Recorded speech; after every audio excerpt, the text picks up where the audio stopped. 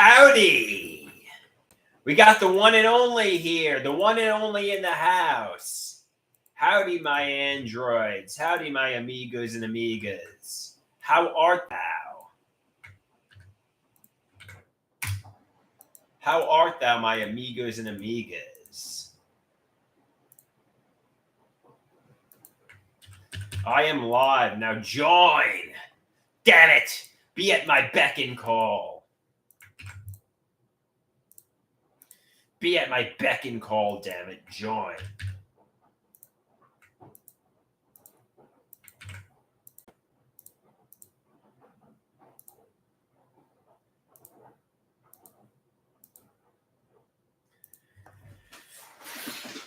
Din, din, din, din, din. Here we go.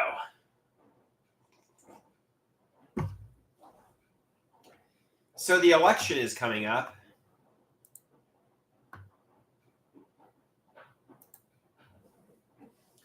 The election is coming up. Hey, Dan. How you doing? Good to see you, Dan. What is poppin', my amigo?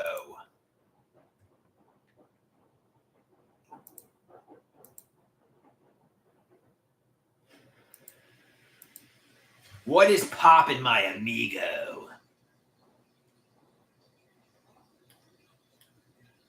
Dan says he's doing good. He's just keeping busy. What are you keeping busy doing? Working?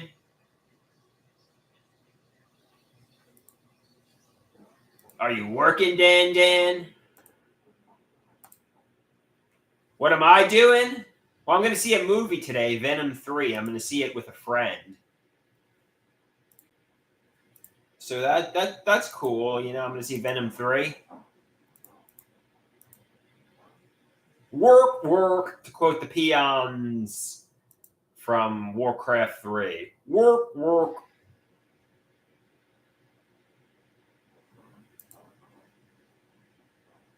He's got work today. Yeah, man. What do you work as, Dan? What do you work as? I'm just going to assume you work as a biomedical engineer. I don't know why. That's just what I'm going to assume you work as.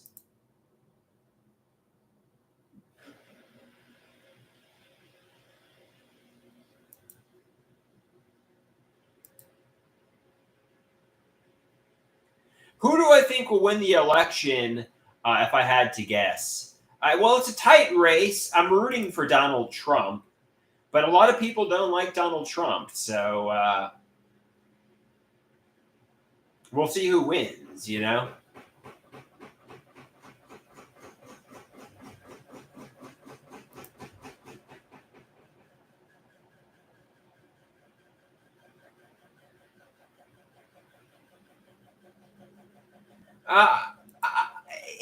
Venom 3 didn't get good reviews,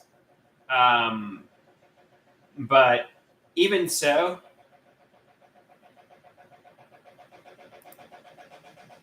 it's gonna be a fun day. It's gonna be a fun day.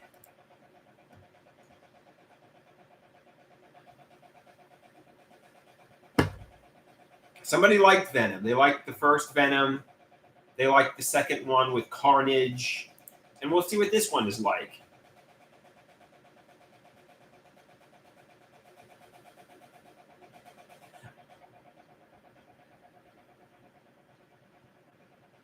So I'm going to read something to you that's interesting. The New York Times reports that a man was convinced he was in a romantic relationship with Alexa Bliss. He gave up about $1 million in retirement savings and his granddaughter's college fund to the imposter posing as Bliss. I think even though that's ridiculous, I think that's common enough. You know, there are people that get mad, like think they're in relationships with Taylor Swift, and they pose with and they chat with cyberbullies through the internet.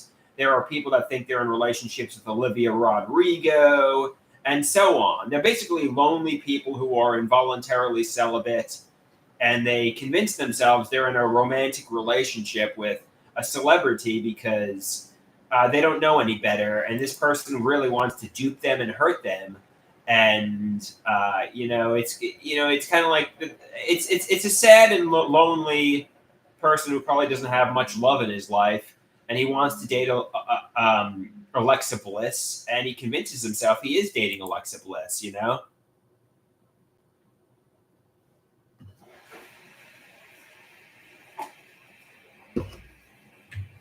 That happened to me in 2017, 2018 with iBoss. I thought iBoss was Taylor Swift undercover, or was an ex-girlfriend undercover. I thought Taylor Swift was like in love with me, and now I think Olivia Rodrigo is in love with me. So I get these delusions about celebrities. I've never sent money to these celebrities, but maybe that's because of my mother. Maybe if I got a little older and got a little bit more lonely, I could convince myself Alexa Bliss was in love with me and start sending millions of dollars to Alexa Bliss. Meanwhile, it's iBoss duping me out of money. You know what I mean?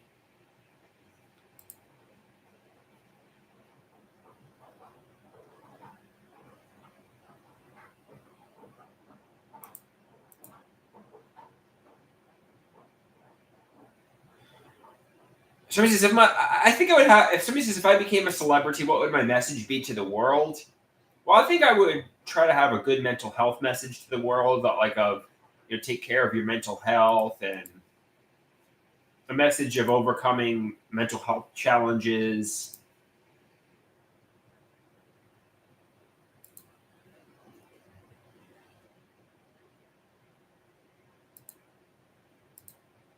Yeah, so basically, if you never video chat with somebody, realize they're a scam artist, realize they're a bot that's duping you out of money.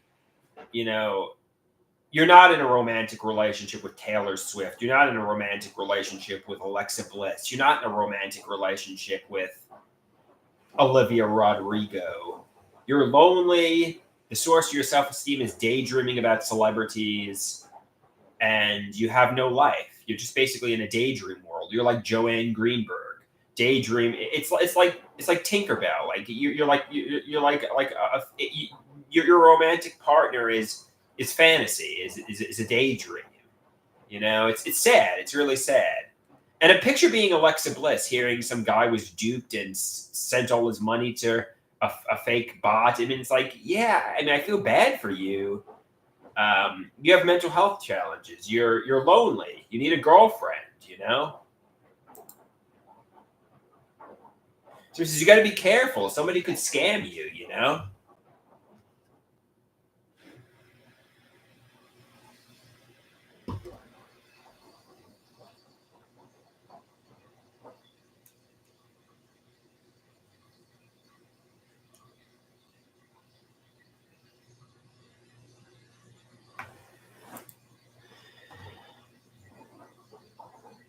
I mean, I've made a lot of progress with this particular delusion. But I think social media is a dangerous place. Like you go on Taylor Swift's page, for example, and you get ideas of reference that her posts are talking about you, or they're a reference to you. You get ideas of reference and predicate logic that the posts are a direct acknowledgement of you. Same is true for Lady Gaga. Same is true for Olivia Rodrigo. But these are posts that are addressing the whole wide world. They're not, a direct reference to you.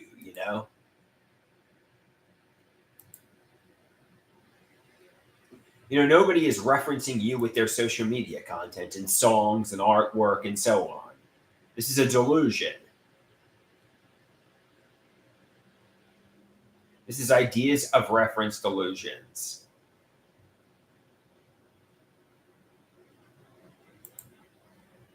Hey, Rusty, how you doing?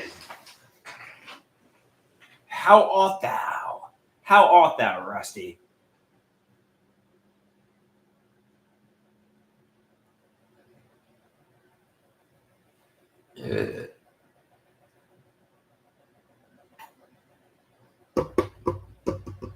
Coffee.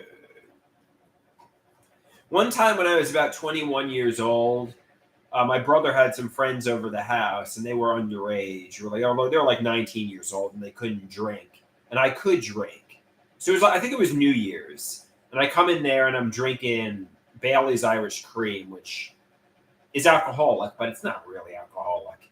And they knew it was alcohol, and I thought I was cool because I was drinking, and I'm like, this is coffee. This is coffee. It wasn't coffee. It was like an alcoholic beverage, but this is literally coffee in here, though.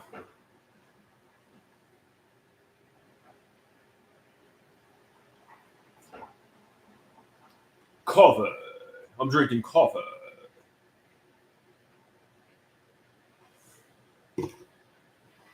They knew it wasn't coffee. They knew I was drinking alcohol. I was a douche. Coffee.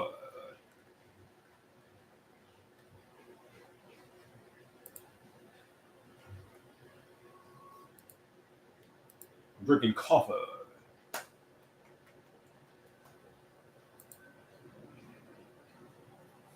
Rusty, in 6 minutes, it's your favorite part of the day. It's your favorite part of the day, Rusty.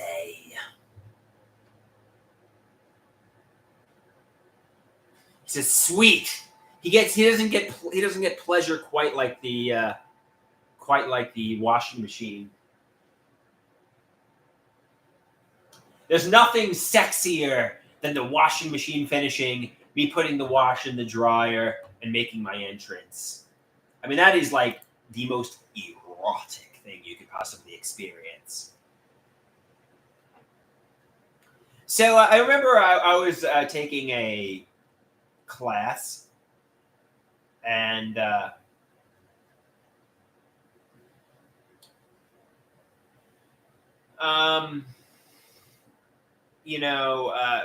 it was like stories about September 11th and slavery and Malcolm X. And I remember like the professor said, you could write about anything. It could be funny. It could be creative. Just write. But if you write about it could, and he looks at a cute woman in the class. He says, your story about September 11th could be erotic. And I'm thinking to myself, first, that was a creepy comment to make.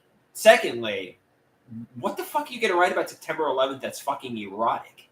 Like, oh, when the planes hit the trade centers, I really saw a sexy woman there. It's like what the fuck are you going to write that's erotic about 9/11?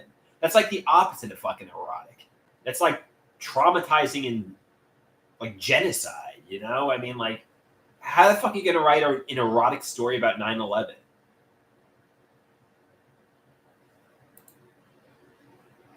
The towers fell because they were attracted to one another.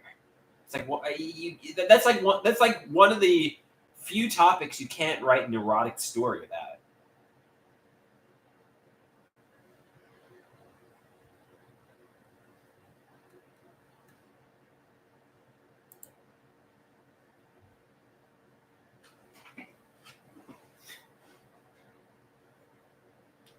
It was erotic.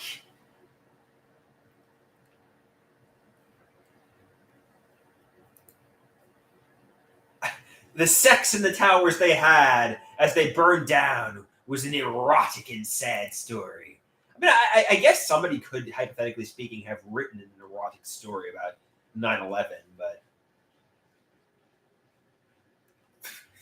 it's like, why?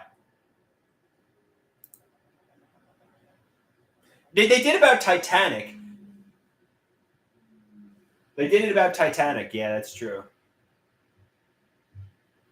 Rusty, here comes your favorite part of the day.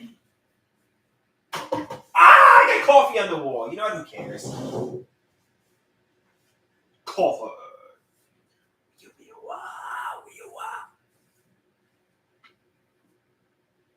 Come on, washing machine. Go into your little jingle. Hello, I'm a vampire, and I will suck your motherfucking blood. I will suck your motherfucking blood.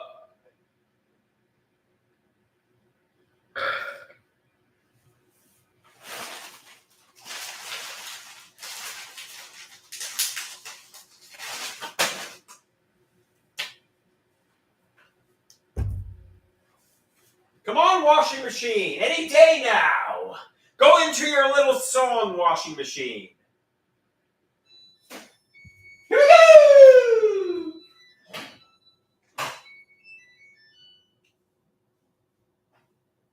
Putting the wash in the washing machine. Putting the wash in the dryer.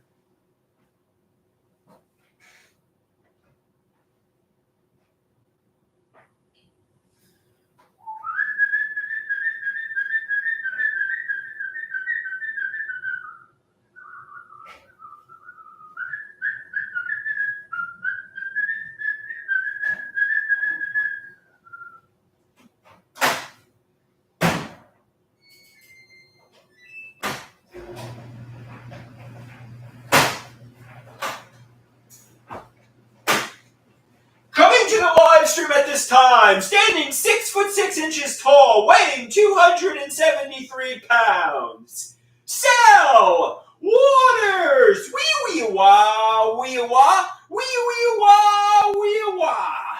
You are going down! Ah!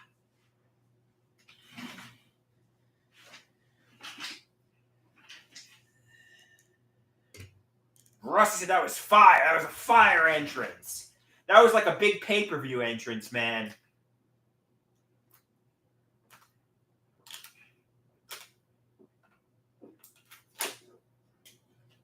Rusty gave it a 7 out of 10.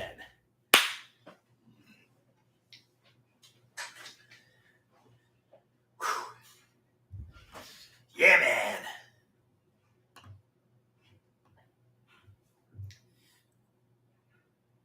Cheeseburger said he'd go 7.5 out of 10. That was pretty good.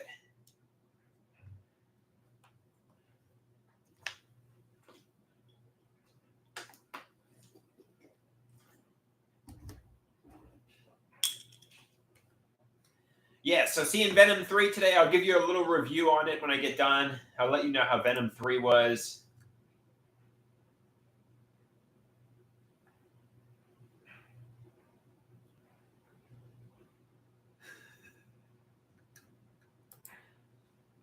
Heck yeah, man. Heck yeah. Hey, Dave. Dave says I still got it. Fist bump to Dave.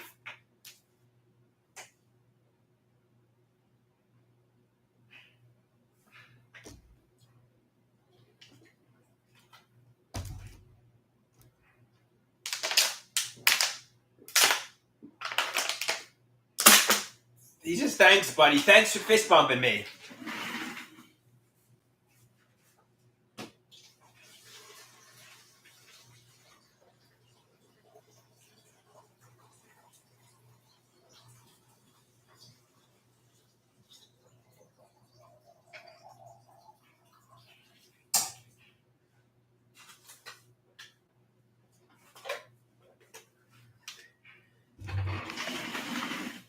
Somebody asks, am I going to do the open mic tonight? That's a possibility. I haven't done it in a few weeks. Maybe go out there and rock and roll an open mic. That's a good idea. That's a good idea, Dave. Although I don't feel like I'm funny anymore. I don't feel like my comedy is really all that funny. You know, I don't feel like I'm a funny person. I know some people say, Andrew, you're hilarious. Andrew, you're a funny guy. I feel like I'm traumatized, you know? I feel like I'm just not a funny guy anymore, you know? I'm not funny like I once was. So it's just practice and keep going and try to meet comedian chicks. Try to meet chicks that are funny.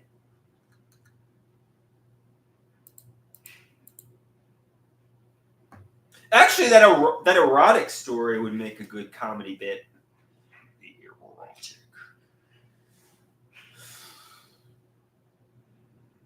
How could you write an erotic story about September 11th?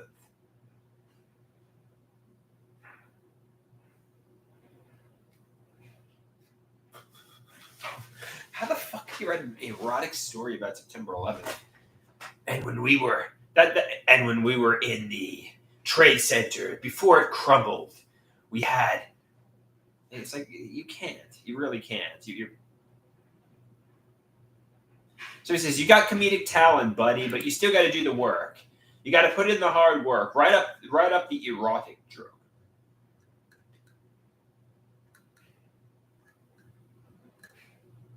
Everything takes hard work. Just because you're naturally inclined to be good at something doesn't mean you don't have to put in the hard work, you know?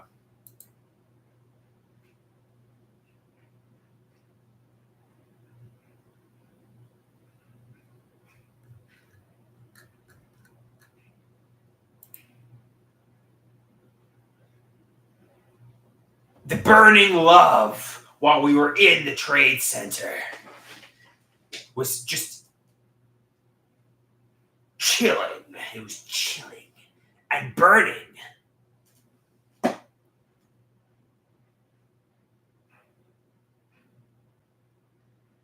Great concept. Where is TB? I don't see TB here. Did I block TB?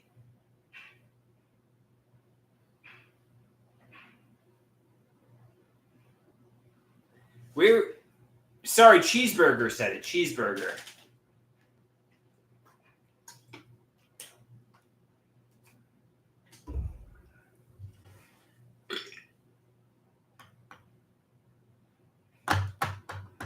What are we but people that love the steeple?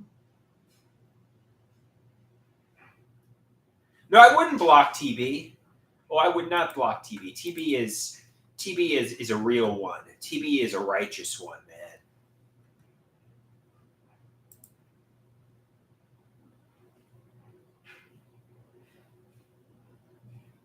It's a love story right after that plane crash, man. Play My Heart Will Go On.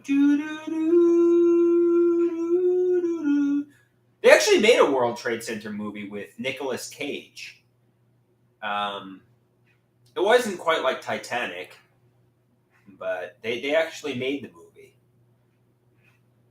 It wasn't really erotic and romantic. I mean, he was daydreaming about his wife, but Cheeseburger said it was not a bad movie.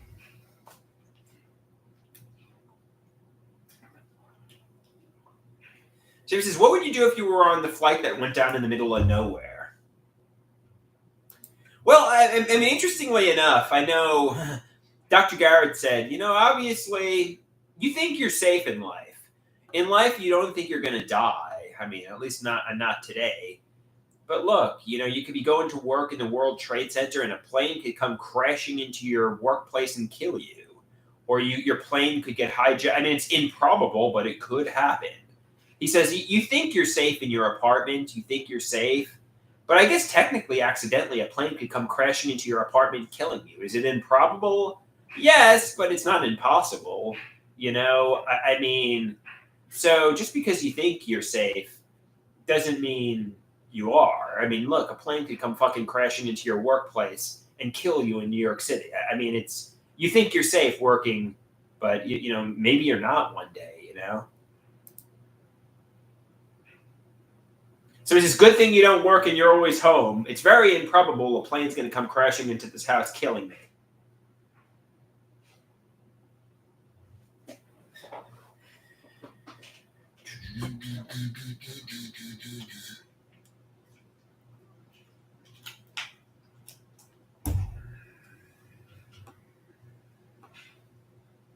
I never saw Donnie Darko. Somebody says Donnie Darko could happen in real life. Are you joking, or could it really happen in real life? I don't even know the concept of the movie.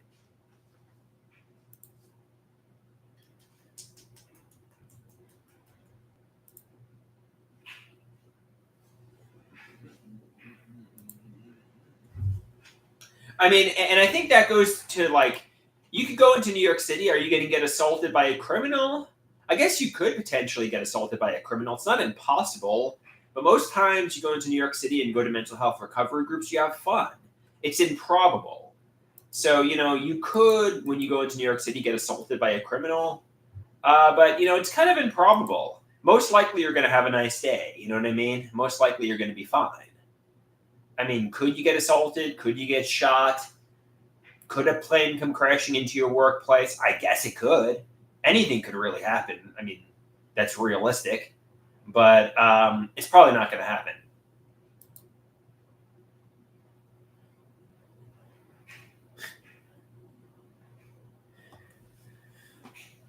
Somebody says, but you could also meet a goth chick and have a wonderful day and meet a new girlfriend and have a nice life, basically, you know? You're not gonna meet a girlfriend by sitting in your bedroom. Anxious and agoraphobic. Love is out there, but you gotta go get it, to quote Gary Burr.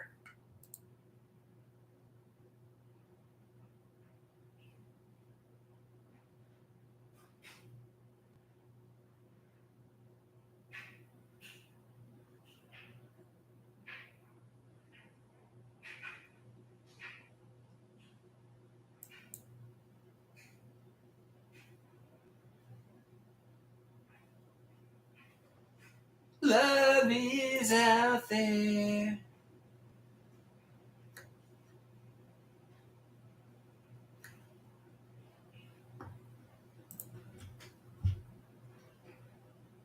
So he says, do you think I could eat people? I mean, I guess if there was no choice and I was starving and I was on an island and somebody had passed away, I mean, I don't really want to eat people, you know?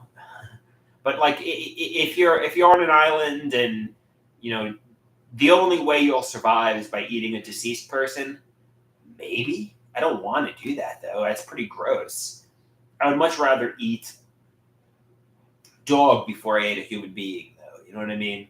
I don't want to do cannibalism. But there are some situations where, in order to preserve your life, in order to survive, eating a human being might be necessary. Hopefully, I'm never in that situation in my life. You know what I mean? It's a last resort kind of thing. Yeah.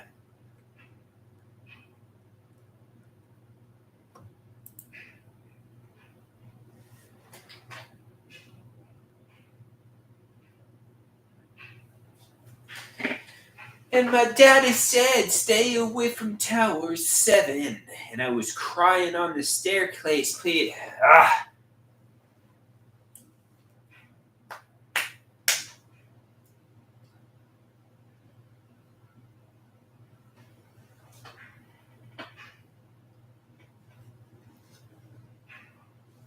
So do you guys think so I saw a post. Okay, I'll explain to you. I saw a post by an MD, and obviously, who the fuck is this MD? How could he fucking diagnose Donald Trump? But he said, look, I am a retired ER doctor, and I am pretty good at diagnosing folks who lie about their medical history. These are the facts. He is declining both physically and verbally. He is a malignant, narcissistic sociopath. He is clearly unfit to be president. He was unfit in 2016, too. And I got ideas of reference, you know, that, oh, am I a malignant, narcissistic sociopath? I don't think I'm a sociopath. I have empathy. I have, I feel guilt. This was somebody referring to Donald Trump because the election is coming up. I'm not diagnosed as a sociopath. I'm not diagnosed as a psychopath. I don't think I even have narcissistic personality disorder. In fact, this was an ideas of reference. I mean, people try to make me feel insecure. People try to accuse me of being narcissistic, sociopathic, and psychopathic. But I don't think this is my diagnosis. I think my diagnosis is schizoaffective disorder. You know what I mean?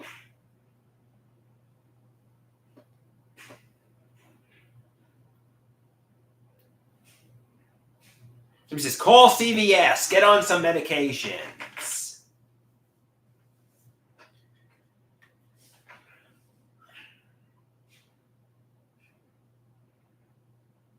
So he says, that's Trump's diagnosis by someone who probably says Joe Biden is sane. It has nothing to do with you. It's an idea of reference delusion. It's some schmuck trying to diagnose Trump, who doesn't even know Trump, really.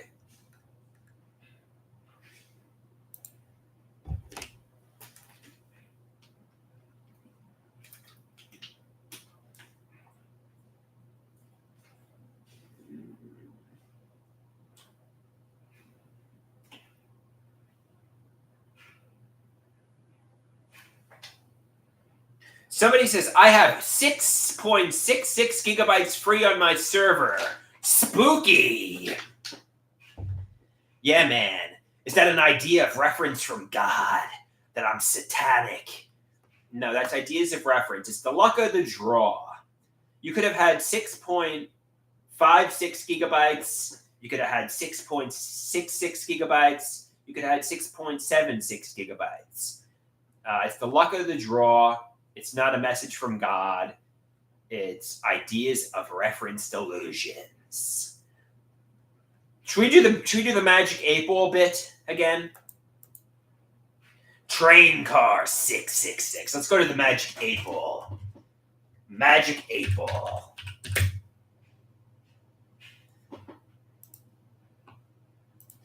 Magic 8-Ball. Am I a sociopath? I'll say. Take the Magic 8-Ball. Yes, it says the Magic 8-Ball says yes. I don't think I am. Am I? Let's try it again. Am I a sociopath? Ask again later. Let's keep asking. Very doubtful. This time it said very doubtful. Okay, so I'm not a sociopath.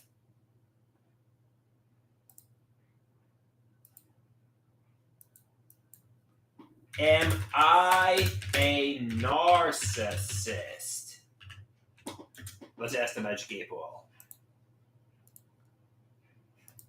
Magic 8-Ball, am I a narcissist? Better not tell you now. Do I have schizoaffective disorder? Let's ask the Magic 8-Ball. Concentrate and ask again. Do I have schizoaffective disorder? You may rely on it. What the fuck does that mean? Shake again. Do I have schizoaffective? It is certain. So it says I have schizoaffective disorder. Am I gay? Let's ask, am I gay? Am I gay, Magic 8-Ball? Yes. So I'm gay. Okay, the Magic 8-Ball is just giving random yes or no's. It doesn't fucking know what he's talking about. I'm not gay. I like women. Talk to a shrink before you get ideas of reference from the Magic 8-Ball. Talk to a fucking shrink. I'm not a sociopath. I'm not a psychopath. I don't even think I have narcissistic personality disorder. The Magic 8-Ball doesn't know what the fuck it's talking about.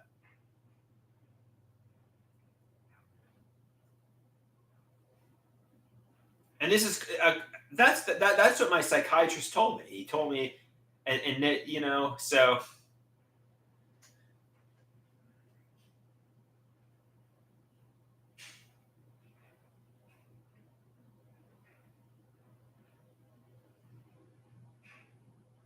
The 8-Ball is.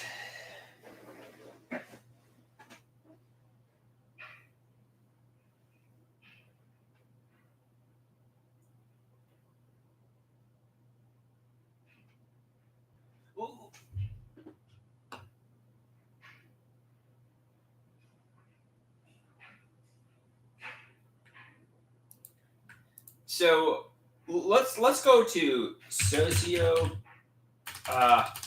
narcissist, and let's look up Dr. Copland's reply about that. So I asked Dr. Copland many months ago, many years ago now, do you think I might have narcissistic personality disorder? I remember you saying I do things that are narcissistic, but true narcissists can self-deprecate, self-criticize, which I often do in my performances. A true narcissist takes themselves very seriously and can't be the butt of the joke. Is this correct? I suspect my parents are psychopaths or sociopaths, but I definitely have empathy and care a lot. So I do not think these diagnoses would be the correct one. Do you think I have borderline personality disorder? Dr. Garrett doesn't seem to feel I do. Or is my diagnosis simply schizoaffective? Dr. Copland said on July 3rd, 2023, narcissistic preoccupations, but basically symptomatic schizoaffective. You need clozapine.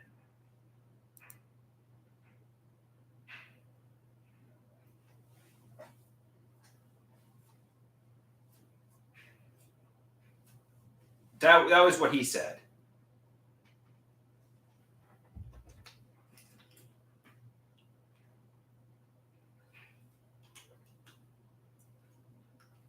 So he says the narcissist. That was Lex Luger. Like, no, he sucked in the ring. The narcissist.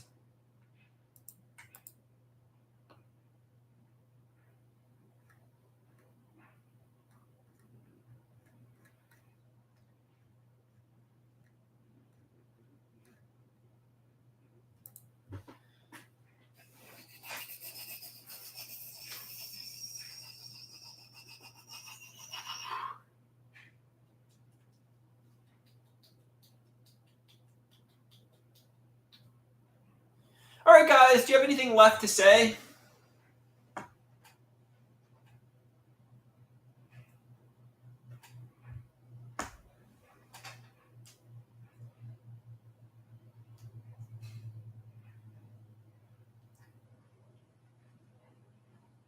Any questions?